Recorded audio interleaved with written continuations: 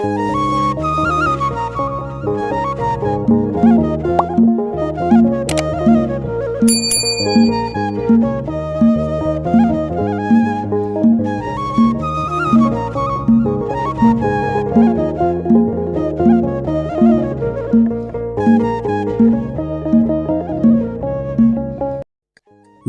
አብ ወወልድ ወመንፈስ ቅዱስ አሐዱ አምላክ አሜን።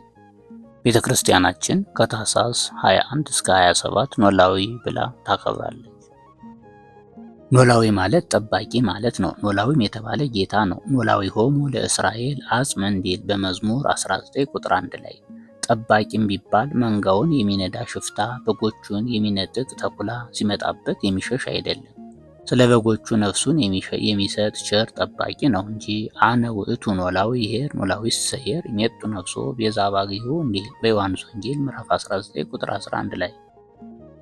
ታኅሳስ 21ን ከእመቤታችን ወርኃዊ በዓል በተጨማሪ ዕረፍቱ ለበርናባስ ረድ ብላ የኢትዮጵያ ኦርቶዶክስ ተዋሕዶ ቤተክርስቲያን ታከብራለች። በርናባስ ማለት ወልደ ፍስሐ ማለት ነው። ሀገሩ ቆጵሮስ ነው። የቀደመ ስሙ ዮሴፍ ነው። ቁጥሩ ከ72ቱ አርድእት ነው። ጌታ ካረገ በኋላ ንብረትህን ሽጠህ ለድሆች መጽውተህ ተከተለኝ ያለውን አስቦ ወቦ ገራይት ወሴጠ ወአምጻ ሴጦ ወአንበረ ታሕተ እግረ ሐዋርያት ይላል። መሬቱን ሽጦ ገንዘቡን ለሐዋርያት ሰጥቷል። እስኪ በማቴዎስ ወንጌል ምዕራፍ 19 ቁጥር 16 ጀምረን ስለ ባለጸጋው ጌታችን አምላካችን መድኃኒታችን ኢየሱስ ክርስቶስ የተናገረውን እንመልከት። እነሆም አንድ ጎልማሳ መጥቶ ቸር መምህር ሆይ የዘላለም ሕይወትን ወርስ ዘንድ ከበጎ ሥራ ወገን ምን ላድርግ አለው። እርሱም ለምን ቸር ትለኛለህ? ከአንዱ እግዚአብሔር በቀር ማንም ቸር የለም። ወደ ሕይወት ልትገባ ብትወድስ ትእዛዛትን ጠብቅ አለው። እርሱም የትኞቹን አለው። ጌታችን ኢየሱስም አለው አትግደል፣ አታመንዝር፣ አትስረቅ፣ በሐሰት አትመስክር፣ አባትህንና እናትህን አክብር፣ ባልንጀራህን እንደራስህ ውደድ። ያም ጎልማሳ ይህን ሁሉ ከሕፃንነቴ ጀምሬ ጠብቄአለሁ፣ እንግዲህ የቀረኝ ምንድን ነው አለው።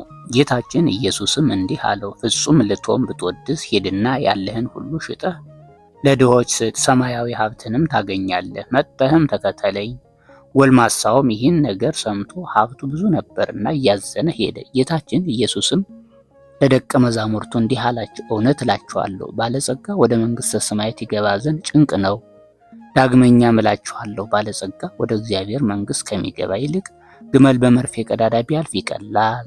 ደቀ መዛሙርቱም ይህን በሰሙ ጊዜ እንግዲህ ማን ሊድን ይችላል እያሉ እጅግ ተደነቁ። ጌታችን ኢየሱስም አያቸውና በሰው ዘንድ ይህ አይቻልም፣ በእግዚአብሔር ዘንድ ግን ሁሉ ይቻላል አላቸው። ከዚህም በኋላ ጴጥሮስ መልሶ እኛ ሁሉን ትተን ተከተልንህ፣ እንግዲህ ምን እናገኛለን አለው። ጌታችን ኢየሱስም እንዲህ አላቸው፣ እውነት እላችኋለሁ የተከተላችሁኝ እናንተ በዳግም ልደት የሰው ልጅ በክብሩ ዙፋን በተቀመጠ ጊዜ እናንተም በ12 ዙፋን ትቀመጣላችሁ፣ በ12ቱ ነገደ እስራኤል ትፈርዳላችሁ። ስለ ስሜም ቤትን ወይም ወንድሞችን ወይም እህቶችን ወይም አባትን ወይም እናትን ወይም ሚስትን ወይም ልጆችን ወይም ርስትን የተወ ሁሉ 100 እጥፍ ዋጋ ያገኛል፣ የዘላለም ሕይወትንም ይወርሳል። ነገር ግን ብዙዎች ፊተኞች ኋለኞች ይሆናሉ፣ ኋለኞችም ፊተኞች ይሆናሉ። በሐዋርያት ሥራ ምዕራፍ 4 ቁጥር 32 እስከ መጨረሻው ስንመለከት ያመኑትም ሁሉ አንድ ልቡና አንዲት ነፍስ ሆነው ይኖሩ ነበር። በውስጣቸውም የሁሉ ገንዘብ በአንድነት ነበር እንጂ ይህ የእኔ ገንዘብ ነው የሚል አልነበረም። ሐዋርያትም የጌታችን የኢየሱስ ክርስቶስን ትንሣኤ በታላቅ ኃይል ይመሰክሩ ነበር። በሕዝቡም ዘንድ ታላቅ ጸጋ ነበራቸው። ከእነርሱም አንድ ስንኳ ችግረኛ አልነበረም። ቤትና መሬት ያላቸውን ሁሉ የየሸጡ ገንዘቡን ያመጡ ነበር።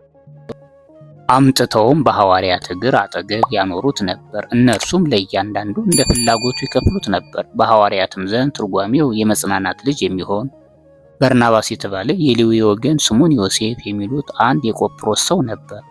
እርሻም ነበረውና ሽጦ ገንዘቡን አምጥቶ በሐዋርያት እግር አጠገብ አኖረው ይለናል። ይህ በርናባስ የተባለ ቅዱስ ጳውሎስን በተጠራ ጊዜ ከሐዋርያት ጋር ያገናኘው እሱ ነው። በሐዋርያት ሥራ ምዕራፍ 9 ቁጥር 26 እስከ 36 እንደምናየው ከዚህ በኋላ ከጳውሎስ ጋር በልስጥራን ሲያስተምሩ አንድ ሰው ፈወሱ። በዚህ ሰዓት ሕዝቡ አማልክት ተመሰሉ ሰባ ወረዱ ሀቤነ አማልክት ሰው መስለው ወደኛ ወርደዋል ብለው መስዋዕት ሊሰውላቸው ላሙን ይጎትቱ ጀመር። እነርሱ ግን አኮኑ ከማክሙ ሰብ ዘንመውት፣ እኛ እንደናንተ የምንሞት ሰዎች ነን ተው ብለው ከለከሏቸው። ከዚህ በኋላ ስማቸውን ቀይረው በርናባስን ድያ፣ ጳውሎስን ሄርሜን ብለዋቸዋል። ከዚህ በኋላ እንዲህ ከሀገር ወደ ሀገር እየተዘዋወሩ ሲያስተምሩ ኑረው ምዕመናኑን ለመጎብኘት በርናባስ ማርቆስን አስከትሎ ወደ ቆጵሮስ ተመልሶ ሶርያንና ኪልቅያን ጨምሮ ሲያስተምር አሕዛብ ጠልተው ተመቅኝተው በድንጋይ ወግረው ከእሳት ጣሉት። ማርቆስ ከእሳት አውጥቶ በዚህ ዕለት ቀብሮታል። አነሳስቶ ላስጀመረን አስጀምሮ ላስፈጸመን ለልዑል እግዚአብሔር ክብር ምስጋና ይግባው። ለእመቤታችን ለንጽሕተ ንጹሐን ለቅድስተ ቅዱሳን ወላዲተ ቃል ወላዲተ አምላክ ምክንያተ ድኂን ቤዛዊተ ኩሉ ዓለም የዓለም መድኃኒት ሰአሊተ ምሕረት እመቤታችን ክብር ምስጋና ይግባት። ከቅዱሱ ረድኤት በረከት ያድለን፣ አሜን።